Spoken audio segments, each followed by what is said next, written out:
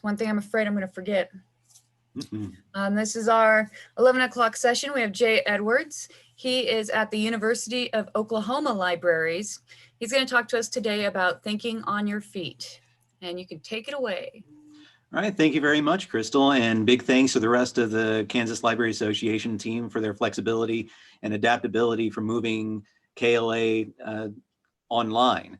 My name is Jay Edwards. I'm the Circulation Supervisor at the Fine Arts at the University of Oklahoma Libraries, and I regret that we can't meet personally because my original presentation I was going to use as an opportunity to get up and be active with the face-to-face exercises that I'm going to talk about today. Of course, we cannot do that in our current climate, but we would explore the flexibility and adaptability necessary to work with other people and how to develop interpersonal and collaborative skills, such as the soft skills that we always hear about. And I do think that these skills are going to be even more important after this period of social distancing, after we've done it so long. But there is a tool that I'm going to talk about with everybody today. And unfortunately, we won't be able to do these face-to-face exercises in person.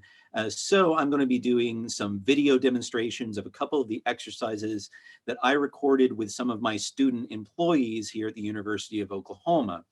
But I still want things to be a little interactive. So go ahead and use the chat. You should be able to change the selection to everyone. Be sure that that's clicked on everyone so that everybody can see what you're saying. And then be sure to be active. Of course, if you wish to just sit back and observe, that is absolutely a valid form of learning. I want to give special thanks to Courtney Oliphant, also at the University of Oklahoma, who has been very supportive in this workshop and is also responsible for the title in its current form. All right, before we begin, I would like to mention that even as we meet virtually today, I want to respectfully acknowledge and honor the indigenous communities whose traditional, ancestral, and sovereign lands we live and work on today. I want to express my gratitude specifically to the Comanche, Kickapoo, Osage, and Wichita, who are native to the region where I currently stand, and to all the past, present, and future stewards of the lands we now call Kansas and Oklahoma. So the first thing I want to do, you've already kind of started a little bit, introduce yourself in the chat. You can tell us what kind of library you're at, if you're in an academic library, an archive, public libraries, or school libraries. I think we're on the academic track right now. So welcome to all the non-academic people who decided to join us. What part of the state are you in? I think a lot of you have already answered that. What area of the library are you in? Circulation, access, technical services, IT services, administration? And are there any exciting library projects that you're working on right now? So I'll go ahead and introduce yourself as you all are writing. My name is Jay Edwards. As I said, I'm the Circulation Supervisor at the Fine Arts Library branch of the University of Oklahoma Libraries. I've been here for about 12 years. I'm currently at work, hence the mask, because my house is out of power. And we had an ice storm come through Monday night into Tuesday, and my power is still not on. It's the biggest disaster in Oklahoma electric history, according to OEC. And so we're having our own little adventure, but the campus is up. And so here I am working with you. I'm currently going for my master's in library and information studies at OU. I'm in my last leg of that, and I'm going to graduate in May. And I'm also an improv director doing improvisational theater with the Norman Medieval Fair. I've been doing improv for about 20 years. So hello, everyone. We'll be talking a lot more. So we're going to have a couple of poll questions that Crystal is going to bring up. First of all, which of these 5 skills are the top skill for your job? And then which one do you struggle with the most? Now, most of these are a hybrid between skills from that I took from OU Libraries values, as well as some of the skills from an article called The Top Skills for Tomorrow's Librarians by Meredith Schwartz. So I'll give you just a second to choose those.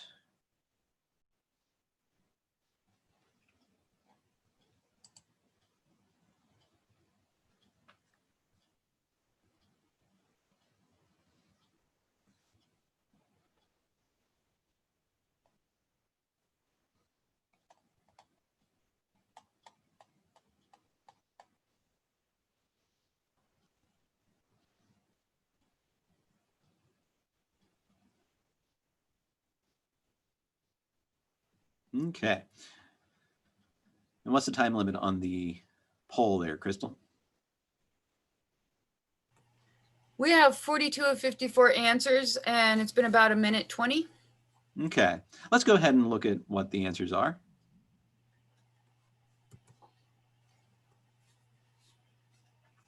All right, communication and people skills for Kansas Library Association was the top. When I talked to a lot of Oklahoma librarians, they all said engagement. So that's a very interesting switch between communities. And then they also chose engagement for the second one, but it looks a little spread out for Kansas about which one is more challenging. Collaboration seems to be the winner. Creativity and innovation a little next. Engagement is third down there, almost split with a quarter between those three. So we'll be discussing these a lot more, and we'll be discussing one tool that I have found, especially in my personal life, and I'm a very introverted person, as I think a lot of other librarians are. And this tool has really helped me with really all 5 of these skills.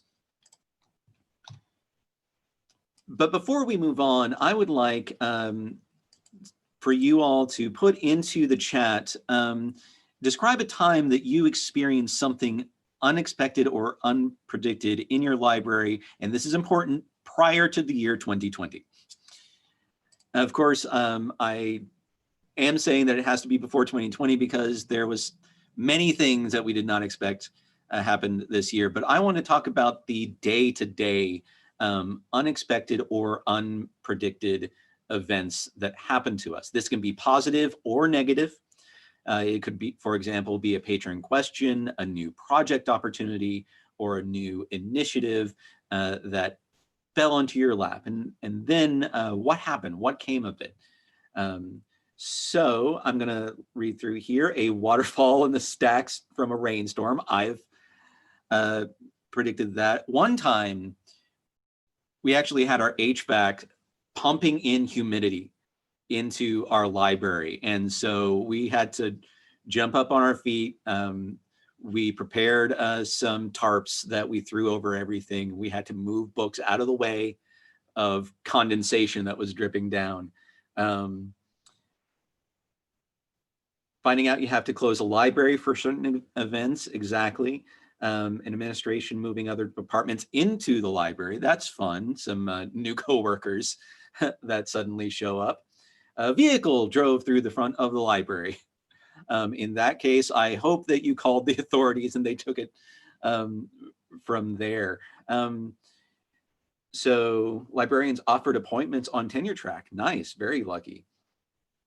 And drop in library staff from 3 to 1 in systems changes. So yes, these are all events that we have to adapt to. We have to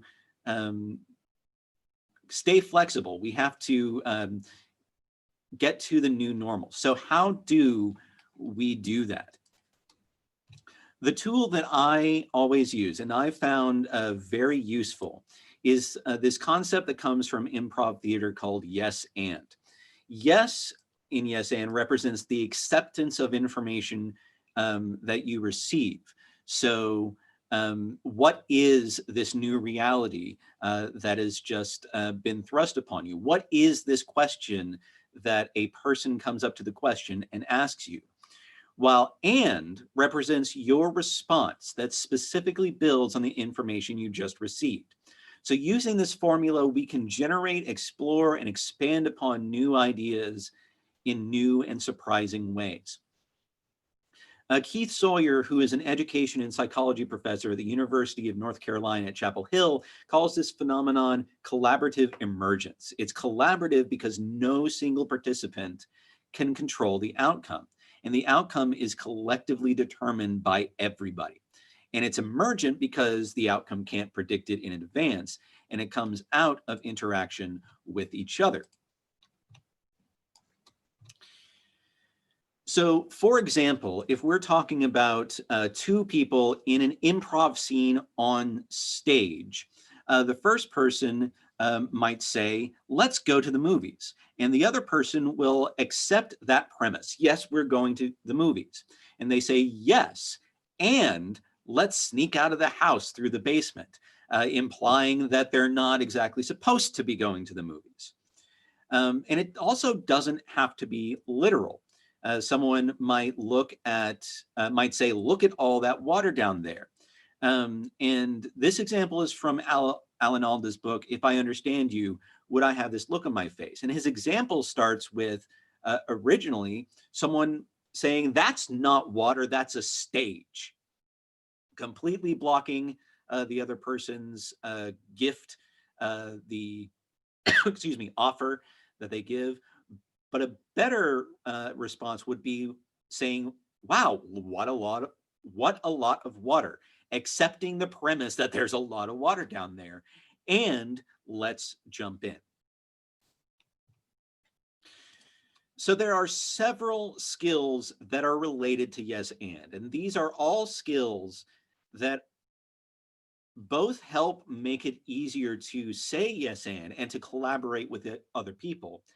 And, excuse me, they are skills that yes and builds within an individual. The more you practice, the more you do these things, the better you get at them. I'm not going to go through all of these because I need some water. But a couple of very important things, of course, are flexibility, adaptability, respect for the person that you're working with. So when a person comes up to the desk and they ask you a question, you're going to accept them. You're going to respect the question that they have. And then you're going to offer your own information. And of course, this is a two-way process. You have to trust the other person. They have to trust you. So we are going to, because we can't do this face-to-face, doing something on stage, I would usually ask everybody to get up. But, excuse me, since we are in virtual, I would like to ask for 2 volunteers, and we're going to do a drawing game that Zoom will allow us to do. So all I need is for 2 people in the chat to volunteer as tribute. And then Zoom has a whiteboard. So we have someone called NCAR and someone else called B Pope. So what we're going to do, I'm going to share the whiteboard. Oh my, and we already have the shapes from earlier from our test. So I am going to draw a shape here. Where is my line? So I'm just going to draw a simple shape. And now, Crystal, help me out. Let's have NCAR. I believe the steps are you go to share screen. Where the share screen is, there should be view options. You're viewing Jay Edwards' screen. If you click on view options, you can click on request remote control, and that will let you take the pencil. And I see you and approve. All right, and now what I'd like you to do is add 1 shape to that. I think you may need to click the screen. There you go.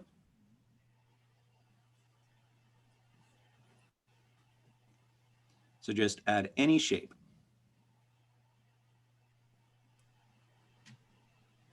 Excellent. Thank you very much, Nkar. And now B. Pope. It's your turn. Once again, what was that, Crystal? You click your viewing J. Edwards screen, and then I see you, B. Pope. I will approve. I think I'll approve.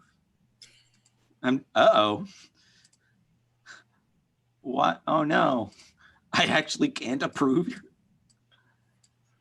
Oh, no. Let's try it this way. Technology fail. I am smashing approve over and over again, and it is not working. Let me try taking it and see if. Oh, there we go. I think I did it. Okay, excellent. Awesome. Oh, you may want to, there's a bar at the top, one says draw. And so click draw, and there's a line, and then, oh, there we go. Try it again.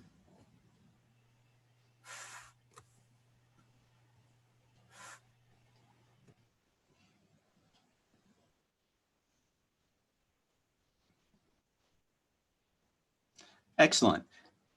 Can we see if Nkar can take control again and add a second or add a new option? Okay, so, and again, here is where I see the screen, but I can't do anything. Draw. There we go. Try it now.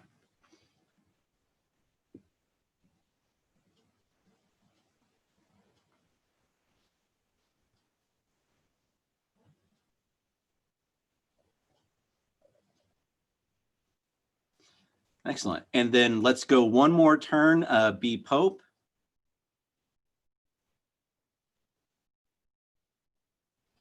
Okay. Yes, it worked that time.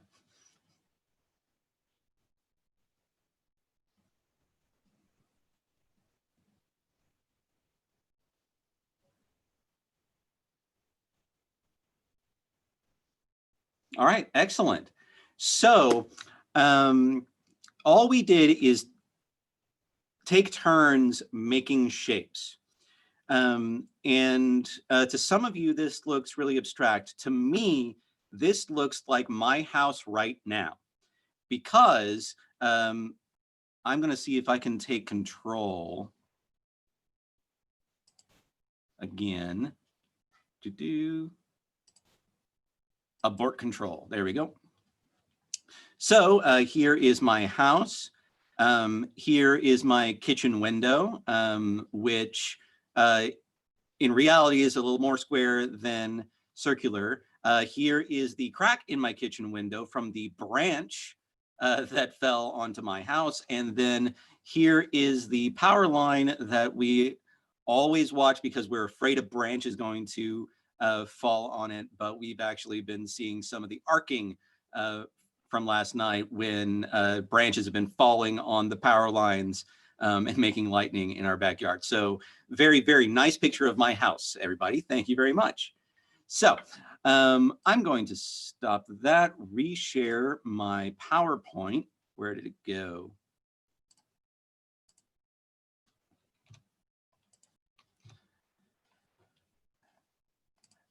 And so that was yes and in action. Now, if we wanted to do this in person, eventually when we can reopen all the libraries safely and we can travel safely, we can do what is called applied improvisation. So there is an entire industry of professional improvisers and improv teachers who have developed workshops designed for nonprofit and for-profit entities, especially libraries like us. And basically for any institution where people work with each other. So even though it's coming from improv theater, it's not going to be a workshop that's on stage. It's group workshops. It's based on building skills. You only need to participate as you are comfortable Everybody is told to respect everybody and their bodily autonomy. They create a safe space where it's okay to make mistakes, and there is respect and acceptance of each other. The activities build trust and openness, acceptance, and interpersonal skills, and all the activities are group-based, low risk and low anxiety.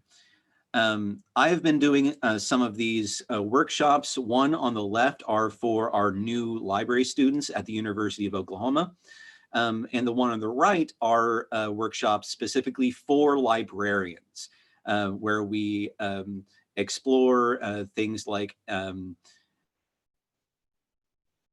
information literacy skills, reference skills, and so on. So what we're going to do today is first we're going to look at a video recording that I did of this exercise with 2 of my students. The yes and exercise is where participants pair up and usually everybody goes at once. They spread out in the room and find a place where they can hear each other. And then we do kind of a think, pair, share type exercise where first they will go back and forth on a discussion that we'll see later. I'll supervise as we go around. And then afterward, we discuss how the exercise demonstrates concepts of interpersonal communication. So I'm going to share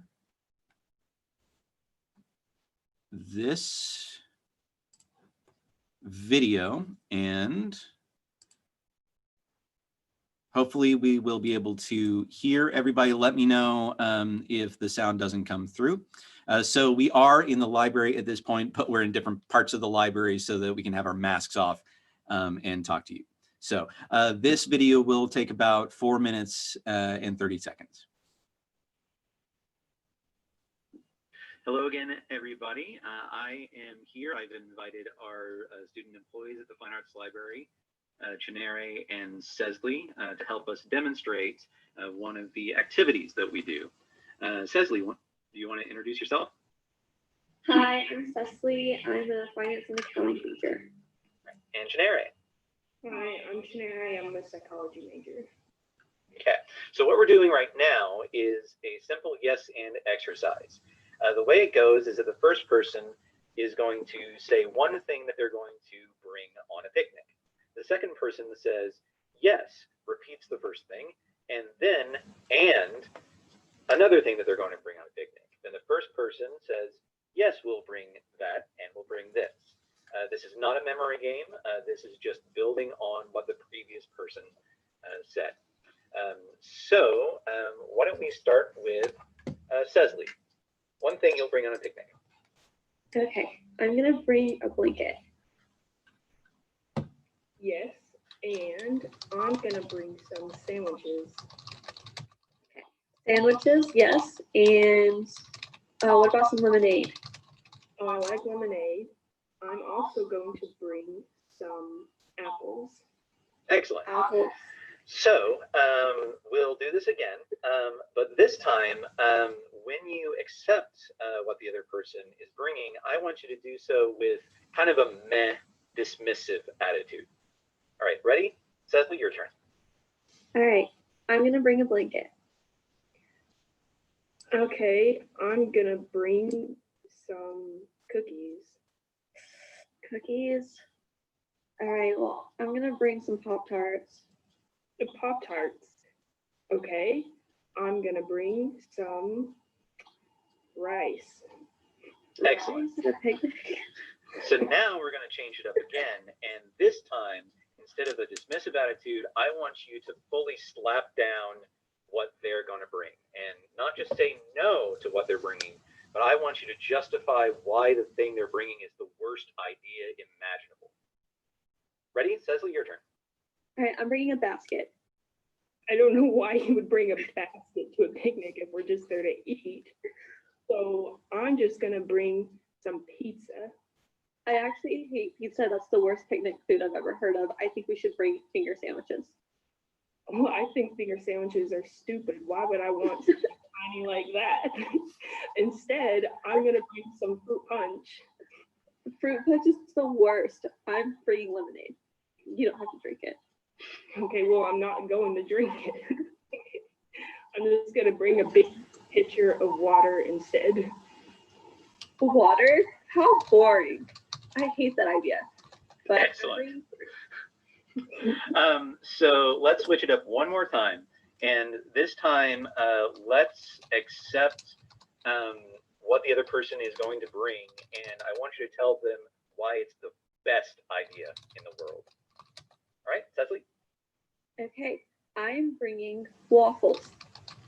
Oh my God, I love waffles. It reminds me of home and my family, and I just love them so much. I'm gonna bring some syrup so we can put them on the waffles. Oh, that's perfect. I'm gonna bring some fresh fruit. I think we're gonna have the best waffles.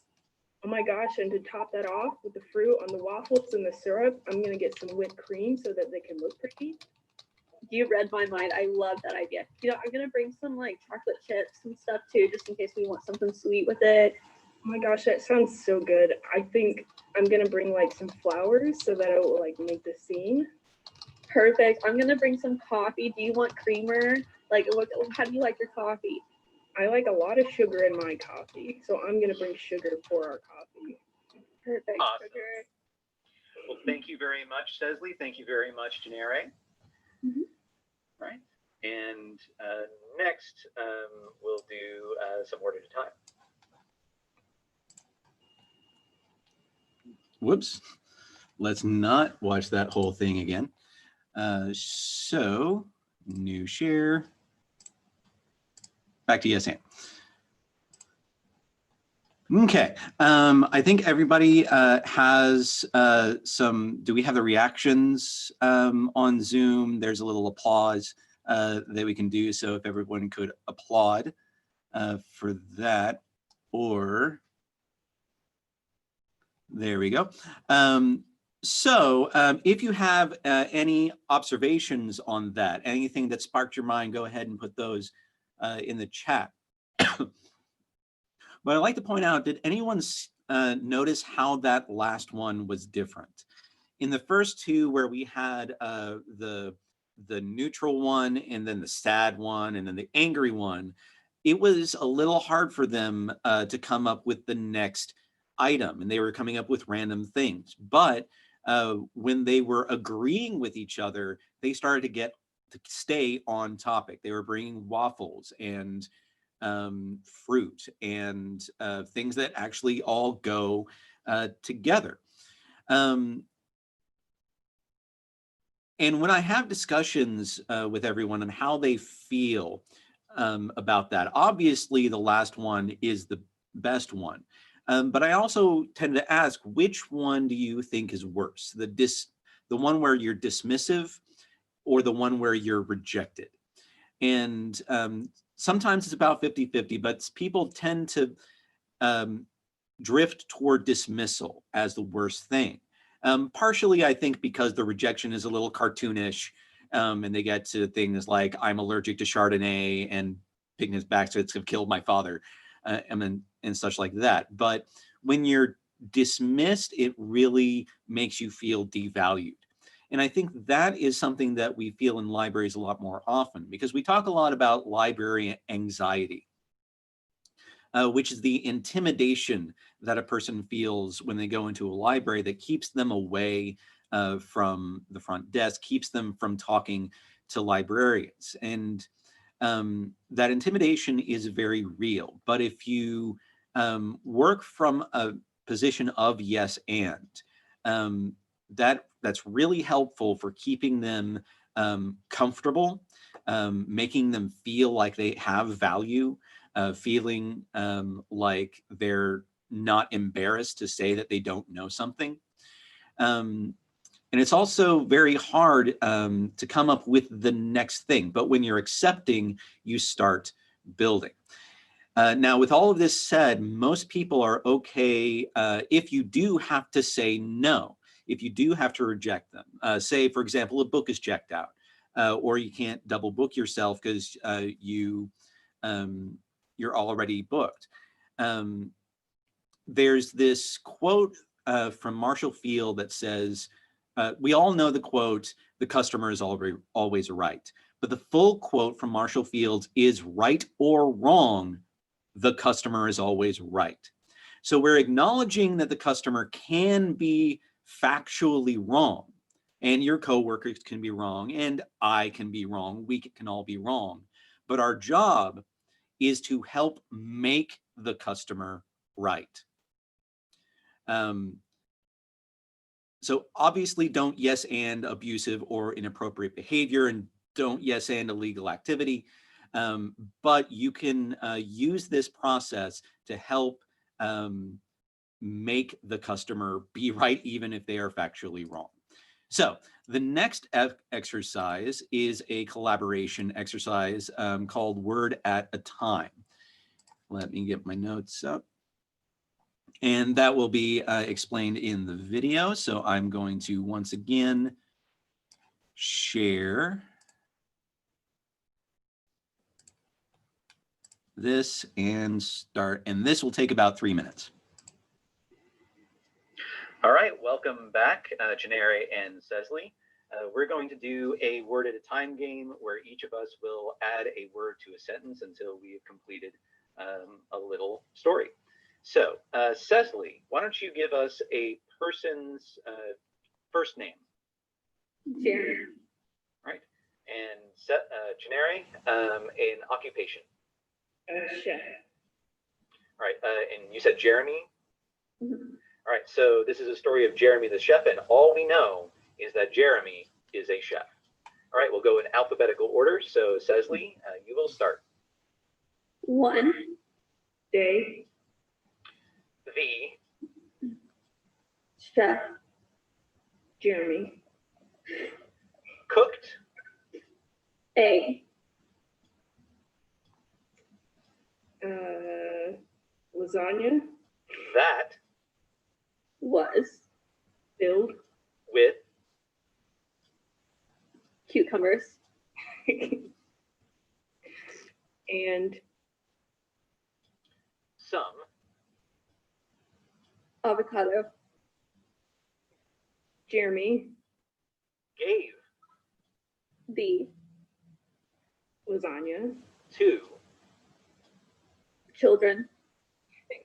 Because they Needed.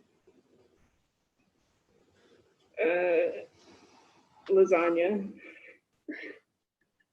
for A. Project. this Project. Was about Lasagna. filled. with Cucumbers. And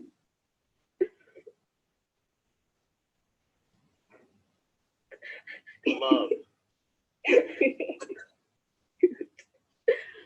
They. wanted To Try. to make Lasagna. that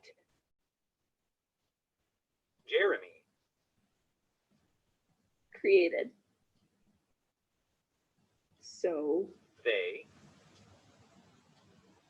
Could. be just Like. Jeremy. oh, the end. All right, thank you very much, Cecily, and thank you very much, Janere.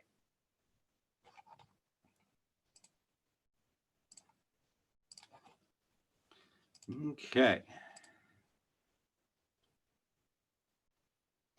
So imagine this game with many more than just 3 people. I've done it with up to 30 people in a circle, as you see in the picture there. And Crystal, we do have the collaboration exercise up.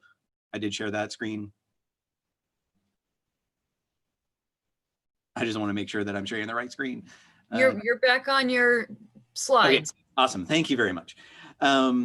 So the lesson of this exercise is that we can't predict everything, or we can't predict what will happen in advance. This really focuses on active listening. And when we play this game, before we play this game, everyone knows, I think we've all experienced when we're trying to listen to somebody, but then we get into our own heads, like we're trying to come up with our response, and then we kind of tune out what the other person is seeing or is saying. But when we play this game, everybody in the game is hooked.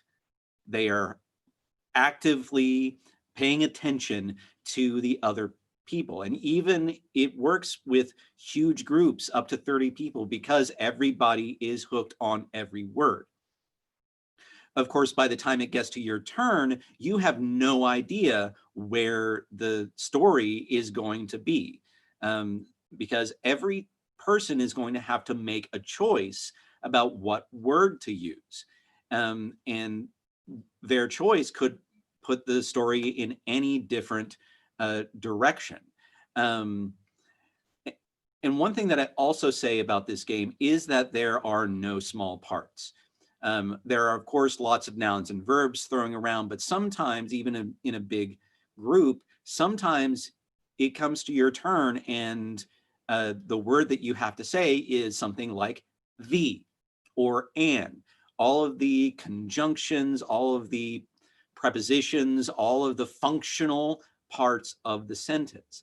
And without your contribution, the sentence would fall apart. And so there are no small parts. And this is getting into a concept called decentering, which means it's not about you, it's about the group. And if somebody makes a mistake, everyone supports each other as opposed to themselves. And it's a very reactive and reflective concept. And did everybody notice what I did about halfway through? So the lasagna was made out of cucumbers and avocado. But when it came around to my turn, it was cucumbers and I got this blank look on my face. And what I said was love, which is what you can make a lasagna out of. It doesn't have a particular taste, but what everyone else did in that moment was support. So everybody's going to make a mistake. I've been doing improv for 20 years.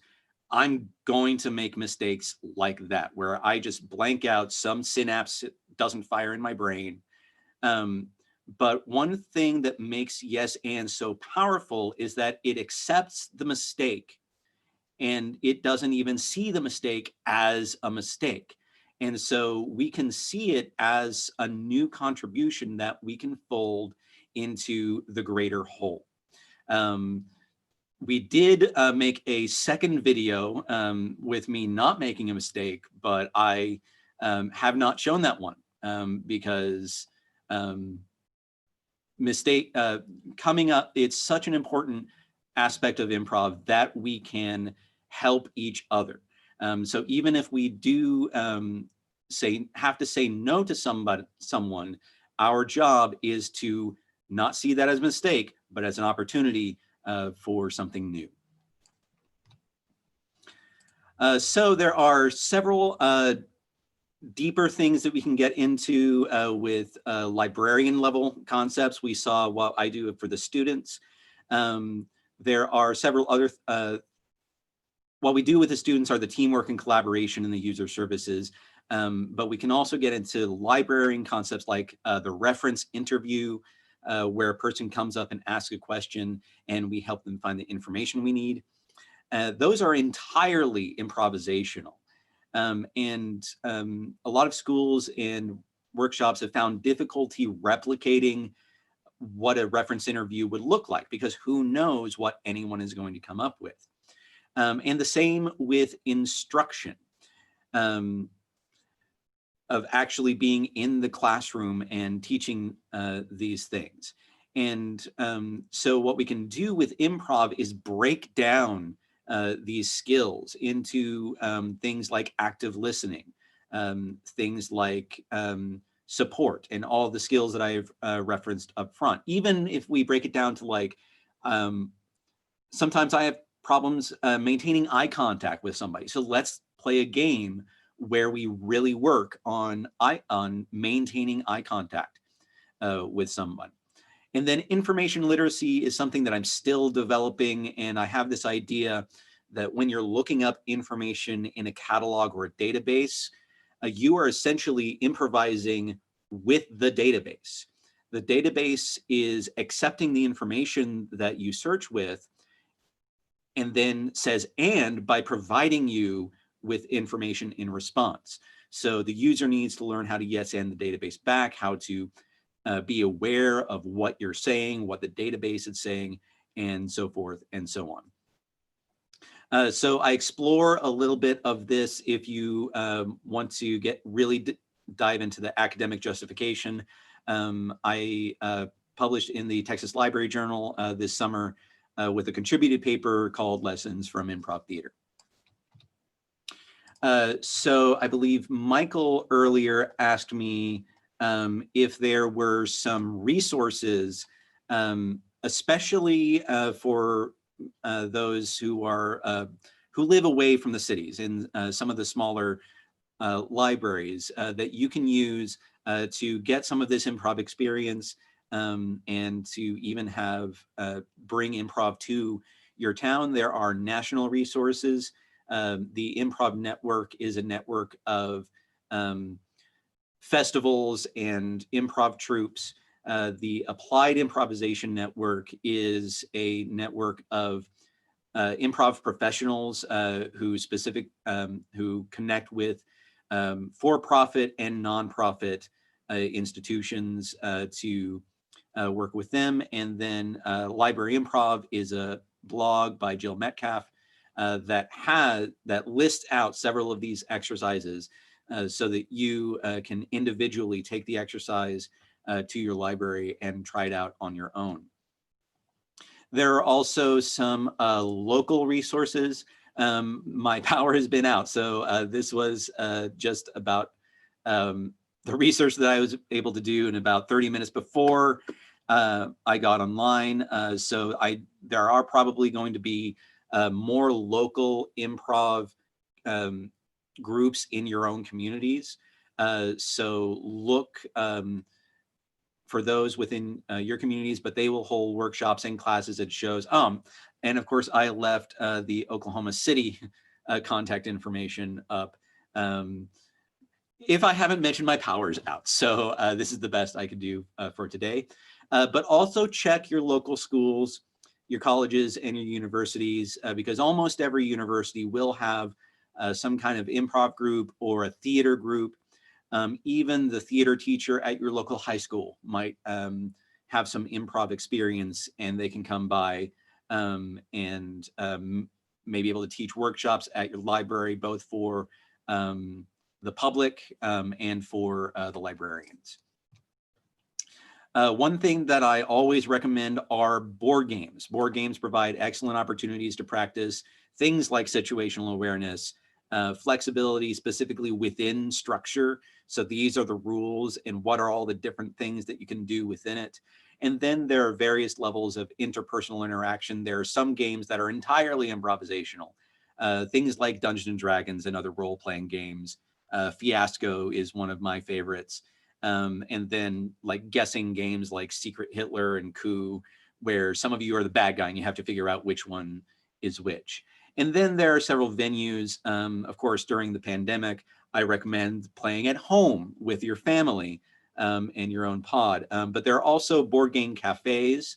We have several in the Oklahoma City metro, and these are a few that Tabletop Java and the Village, what was that called? Village Geek in a couple of places in Kansas. These, like the improv theaters, I'm not sure how open they're going to be, if they are closed for the moment or if they're open with some restrictions for safety. But also you can create your own board game programming at your library, at your university.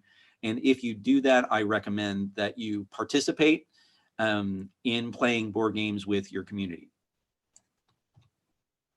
All right, so the final exercise that I'd like to do today, and it's about 15 till, reach out to other people in the chat. We had earlier at the top of the hour, everyone said where they were, maybe a few things that we're working on. If you ever see anybody interesting, you can change your everyone in the chat to that person, and you can reach out with contact information for the others. One other thing that I didn't have time to change was the instructions under reach out to 3 people in the chat, because that was for another program other than Zoom. Once again, no power. So alternatively, you can post your social media in the chat so everybody can link in and friend each other and keep communicating with everybody else. All right. I'm not sure free draw is actually going to work with Zoom, since we're going to have to fight for control. But thank you, everybody, very much. This is my contact information. Of course, if you use the hashtag #LibraryImprov in Twitter and other social media, there is some discussion going on there. So excellent. Crystal, were there any other questions that came up? There were no questions, but there was lots of great chats about other places. The Village Geek rocks. There's Good. also headshots. Let's see. There's one. Oh, headshots in Wichita, and then the one in Great Bend was called. Gotta scroll back up. Mind Sculpt games in Great Bend. So there's a lot of really interesting places all over Western and into Eastern Kansas. And yeah, the place in my hometown in Norman is called, it used to be called Luton XP. When the pandemic happened, they were in the middle of moving. So they are now called Common Space Games, but they're some of my favorite people and one of my favorite places.